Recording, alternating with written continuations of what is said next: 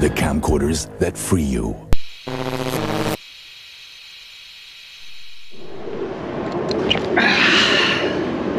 All right, I'm just gonna come out and say it. My generation is better than yours. I'm kidding. Well, sort of. Let me explain.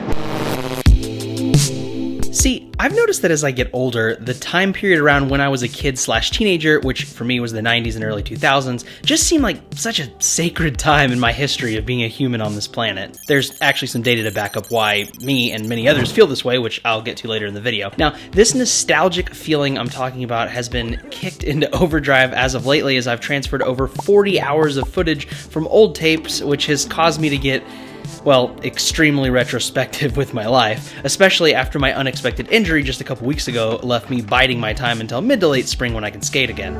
Anywho, what are we doing here? What's the plan? After documenting each and every one of those tapes onto my computer, it got me thinking, why does Hi8 camcorder footage feel so damn special?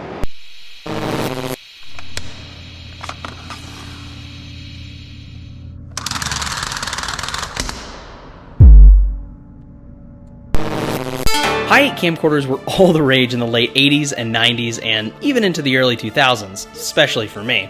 They were the upgraded version of the Video 8 format, and damn were they popular. People were obsessed with these cameras as they had improved resolution and better color reproduction than other camcorders on the market, thanks to their upgraded tape and head technologies. Hi8 camcorders were also just super accessible for amateur filmmakers and families who wanted to capture all their special moments on video, like me with skateboarding. One cool thing about Hi8 camcorders was that they were compatible with Video 8 tapes, so people who already had Video 8 equipment could upgrade to Hi8 without having to buy new gear or tapes. As the 90s went on, digital video technology started to become more popular, and Hi8 camcorders started to fade away. Sony released the Digital 8 format in 1995, which combined the affordability of analog camcorders with the better image and sound quality of digital video. Digital 8 camcorders were even compatible with Video 8 and Hi8 tapes. However, this causes some issues when trying to rip footage now, but I'll get to that in Chapter 2. Despite the rise of digital, some pros and hobbyists still use Hi8 camcorders into the early 2000s, me and my friends being among that group.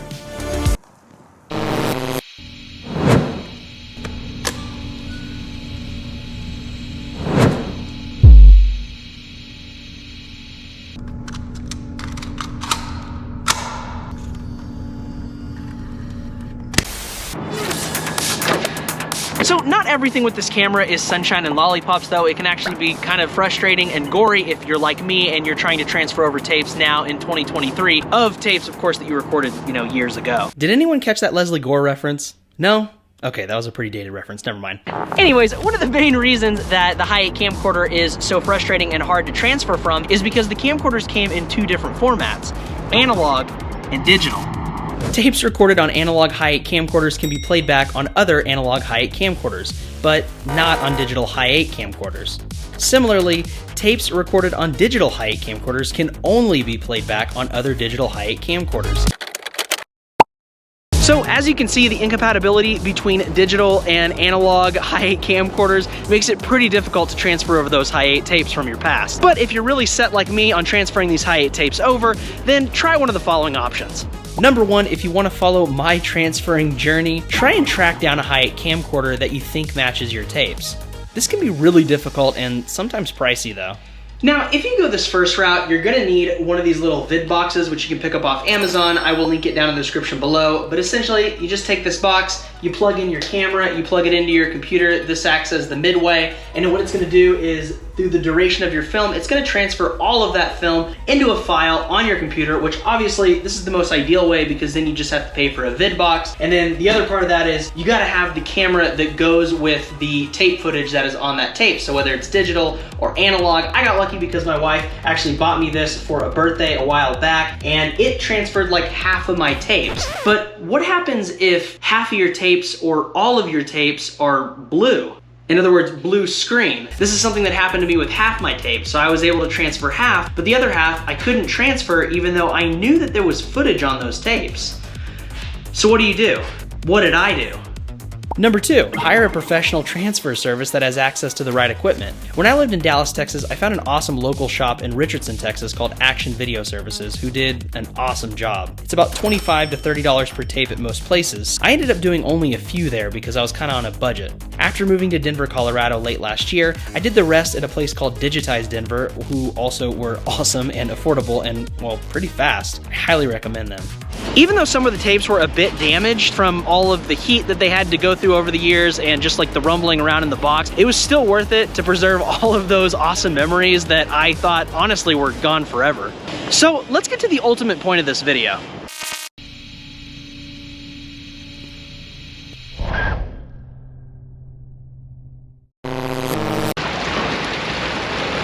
What is in here? Sorry, that's a video for another time. I think the answer to this question is both subjective and objective.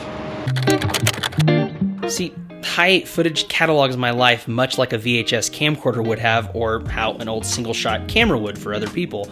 But the videos I took on the Hi8 camcorder was some of my most precious memories from my childhood and young adult years. So, obviously, the time in which this camera existed is the most nostalgic for me. Psychologists call this youth nostalgia, or neural nostalgia.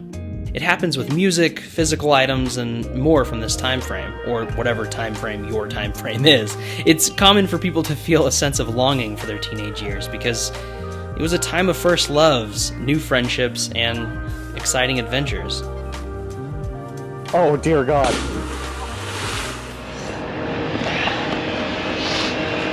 But I think the Hi8 camera represents a lot more than just what I personally feel about it. I think there's this sort of subtle, maybe not so subtle feeling that I feel like we all have that were born in the 1980s, that grew up in the 1990s, and then felt that transition in the 2000s. There was something really special about that transition, and whether it was a Hi8 camcorder for you or something else, there was definitely something strange happening in the world at that point. So from my vantage point, I see my generation as not only experiencing the neural nostalgia effect, but experiencing it in a time when the entire world made one of the biggest social shifts ever in human history. The moment when we switched from no internet to internet. Being disconnected to connected all the time. From analog to digital. Since I was a young kid, I loved to perform in front of a camera. Later on, I fell for filmmaking, and through finding a balance in the two, I found the very affordable Sony Hi8 Camcorder. The skills I got from using it started a journey that brought me from the late 1990s and early 2000s to, well, today's video and the YouTube channel you're watching it on right now. Hi8 is my connection to the past, to the carefree days between having small bits of freedom as a child and having too many responsibilities as an adult. I'm sure a lot of you out there can relate. It's also the rarity of film on a magnetic strip of finite tape compared to our digital files today, where anything and everything fills up our phones and hard drives, and the number of memories recorded often just causes us anxiety.